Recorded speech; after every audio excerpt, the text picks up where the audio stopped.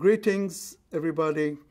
I'm Vijay Kumar. I'm Associate Dean for Open Learning here at MIT and the Executive Director of the Jameel World Education Lab. I've had the privilege of working through this project with AUC and meet several of you. As in your journey with digital learning over the past 3 or 4 years, today I'm very happy to have the opportunity to come and share some perspectives on digital learning. I've called this presentation Digital Learning Dividends because I want to highlight some of the value proposition of digital learning, perhaps even define digital learning more generously as not just digital learning but blended learning. But I also want to make sure that I identify some of the considerations if we engage in this digital learning activity at our institutions, some of the considerations that will increase the likelihood of its success in terms of transforming educational practice at our institutions. I have been at MIT for 23 years. What you see in the screen are the various educational technology applications that I've had the pleasure of engaging with, working with our faculty and our staff at MIT. And one of the things that I present this slide typically for is to point out that educational technology's application is across several disciplines, several subjects, and for a variety of reasons. In some cases, it might be for deeper understanding of a particular concept. In some cases, to establish the connection between what you're learning in class and what might be a practical application in the workplace. In fact, the mathlets that you see are Java applets around particular math concepts, and they serve both these purposes: better understanding of the concept and establishing its link with some real practical examples. Some of these are to bring what we believe at MIT is very, very important hands-on lab experiences, but bring it to remote audiences so that the learning experience of a remote learner is not deprived of actual hands-on practical experiences. I'm, of course, talking about the iLab project, where through a browser you could actually conduct and control real lab experiments at MIT. So the point of these applications is to say that education technology is also being used in a variety of ways for different educational goals. But the more important point that I want to make has to do with quality. I can draw a line between each of these applications that we have engaged in at MIT and something that MIT holds very dear in its educational practice, and that is active learning. Each of these embrace active learning principles, were meant to accentuate, emphasize active learning. And that is an invariant that we hold close. In fact, one of the stories that I like to tell is about the launch of OpenCourseWare itself. When we launched OpenCourseWare in 1999, circa 2000, circa 1999, we were thinking as an institute about how do we share our best practice, our educational value proposition with the rest of the world. Our value proposition, the value proposition of high-quality education at MIT, is really derived from having excellent students and excellent faculty and having a very high bandwidth of interaction amongst them, having active hands-on learning experiences, bringing the practice, the tools, the joy of research into our learning experiences. And at that time in 2000, we said we did not know how to do it online and with the fidelity to the values that we really embraced. So we said we'd take a snapshot of all that and make it available to the world, and that was OpenCourseWare. The point is that we really held to these invariants of quality, and even today, as we think about MOOCs, online experiences, one of the things that we see, and that and you will see it in the examples that I will show you, that we really do not depart from our adherence to those dimensions of quality: active learning, hands-on learning, bringing the research practice orientation into a teaching and learning experience.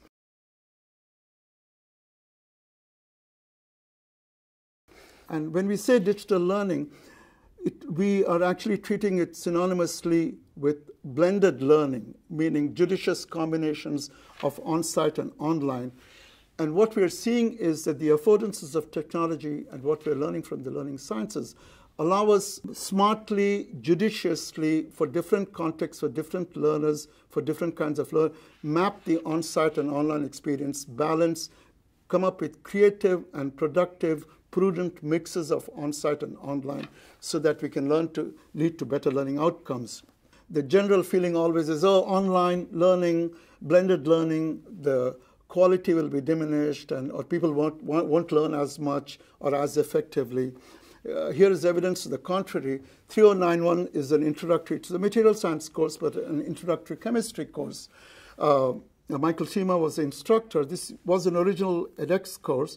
And, we had talked with Michael, and Michael decided to do this as a residential course, doing blends of online and on-site, and where, as you see, the problem sets, the video concept lectures, all that was online. And so there was this very hybrid process, blended process of the course that was implemented. And some of the results that we saw really got us very, very excited about the quality proposition of this blended model.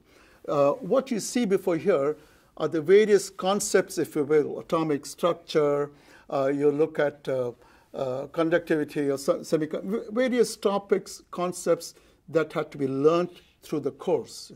And you see the performance of students of the courses. If you take the blue line, for instance, that is the results in 2012. And if you look at the first bar, you see that about 19% of the students mastered that particular topic, mastered the particular concept. And this was as gauged through the summative the half-yearly exam on the subject. So atomic structure, for instance, a concept they saw 18% or 19% of the students mastered it in the old version of the course, in the non-online, non-blended version of the course. The green bar reflects the blended, fully blended version of the course. And you can see that 89% of the students mastered that concept. Now, that was a dramatic improvement, speaking to mastery. Now, I will point out that mastery is not the only indicator of quality, but the fact that this has such a profound effect on mastery of concepts in terms of the learning outcomes was really a very, very good sign for us and spoke to us. And by the way, this pattern is repeating itself in other kinds of courses.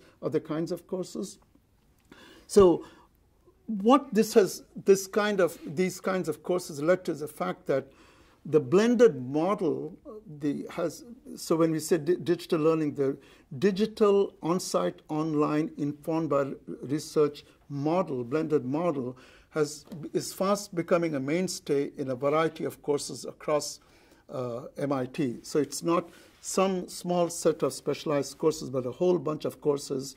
I have before you a list of just a sample of the kinds of courses.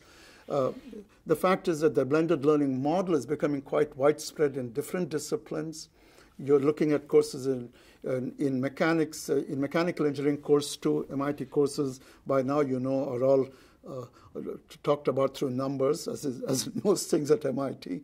You look at course 8, which is the physics courses, and you look at course 21, which is visualizing culture, which is a humanities course. The fact is that it's widespread and it is across disciplines. And the flipped model, as we popularly refer to, which reflects a blended model, where some sets of activities, and mind you, it's not the same set of activities in every course. Some kinds of activities are dealt with online, depending on the nature and the context of the course, and some are done on-site. A typical thing that we see repeated in many courses is the kind of stuff that happens in this course, which is a material science course. Professor Lorna Gibson, who's a senior faculty member over here, is where students are introduced to a lot of problem sets. P sets is MIT jargon for problem sets. MIT lives through P sets, where P sets are done by the students in the class. Before class, there's an automatic grader which gives them results, learns them through practice. And the actual on-site sessions with Professor Gibson and the TAs are used for discussion around the kinds of errors that they've encountered, the kinds of solution strategies that they might adopt in order to go back and do these problem sets. And as you can see, it was this kind of getting immediate feedback on the P sets prior to coming to class, which was really highly appreciated by the students, gave them a high degree of comfort with the course itself, and positively impacted their performance.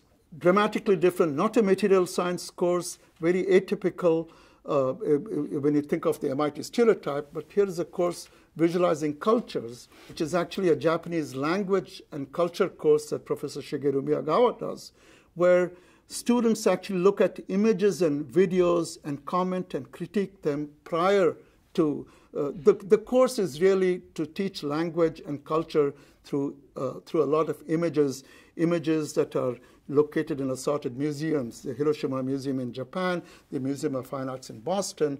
Students engage with these images, annotate, have collaborative conversations and discussions. And some of that happens there, that kind of activity happens online where they interact with each other. And when they come into the class, they have much more profound, in-depth, deep dive discussions around their critiques, around the materials. You see Professor Miyagawa's statement over there saying he can never go back to a traditional lecture style teaching. There is something I want to emphasize over here. When we first talked about quality, when I first mentioned quality, I talked about the material science course, the mastery. But I wanted to point out that when we think about quality, it is not just the performance, the scores that is being that we want to pay attention to when we think about the dividends from digital learning.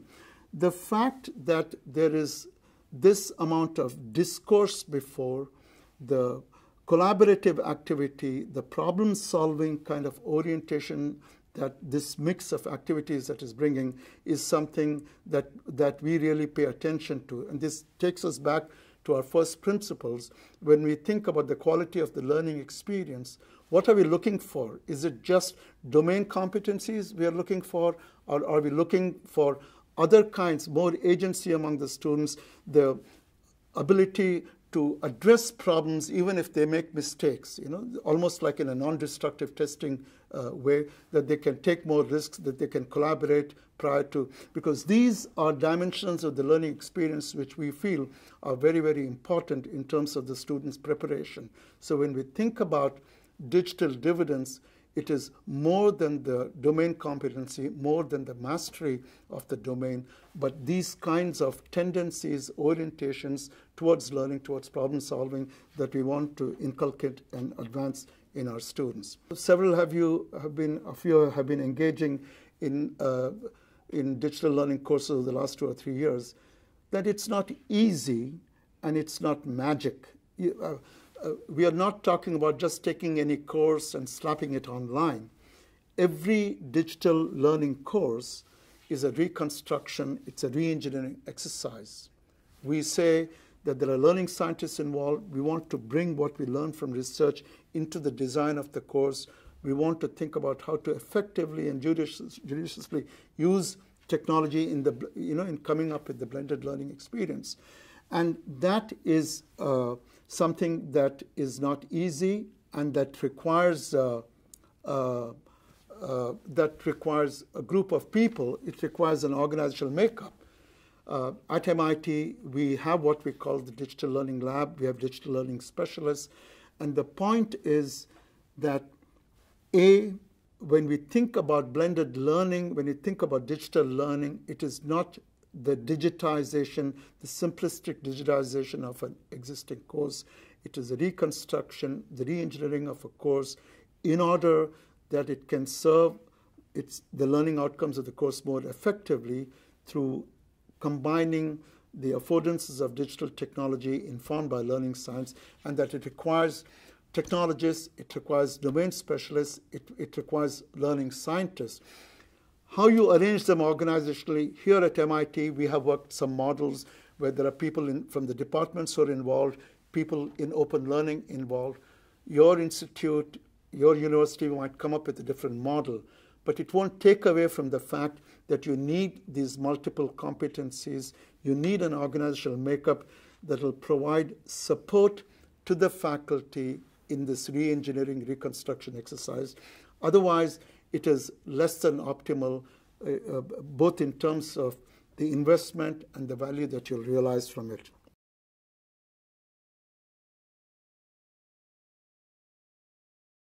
So those are my comments, and I'm hoping that there'll be an opportunity to engage around questions and concerns, considerations that you might have. I hope that I've been able to provoke some thinking amongst you. Many of you are experienced in this, but I hope you're able to both appreciate the opportunity that digital learning presents, and as well as the challenges that it presents if you have to do it in a meaningful, constructive way. Thank you.